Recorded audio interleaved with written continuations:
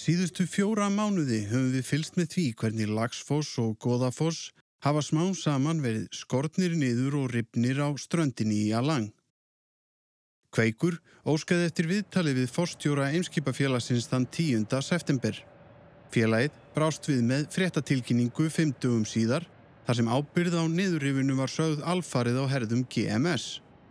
Jafnframt að skipa endurvinnslustöðvarnar Malví og Góhilvat sem sáu niðurrif Goða og Laxfoss stunduðu örugga og umhverfisvæna endurvinnslu. Flögguðu 3 ISO-stöðlum og vottun í anda Hong Kong sáttmálans svokallaða. Sá sáttmáli hefur verið harðlega gagnrýndur fyrir að taka ekki á niðurrifi skipa á sandströndum Suður-Asíu. GMS are the biggest cash buyer of scrap vessels in the world, and they have a reputation for selling these vessels to Alang and to Bangladesh, and they make no secret about that.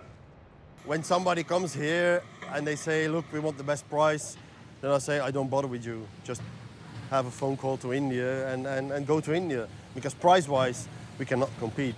Is there any explanation for a big company to sell 2 container ships to a cash buyer like GMS other than to scrap it? No, it's just they're doing it for the money.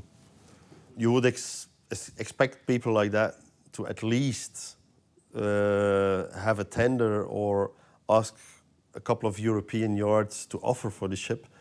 But as far as I know, nobody ever received an email from Eimskip to make an offer for these 2 ships. So, does it surprise you that a big shipping company like Eimskip would go this way?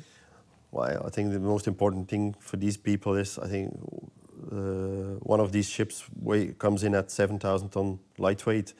They get about $300 per ton more in Asia than they get here in Europe. So you're talking about a couple of million per ship, and you have to be very green to leave that money, I would say. Ingvild Jensen telur engum vafa undirorpið að Eimskip hafi brotið lög með flutningi Laxfoss og Goðafoss til Indlands, þrátt fyrir að Eimskip hafi ekki átt skipin þegar þeim var siglt þangað.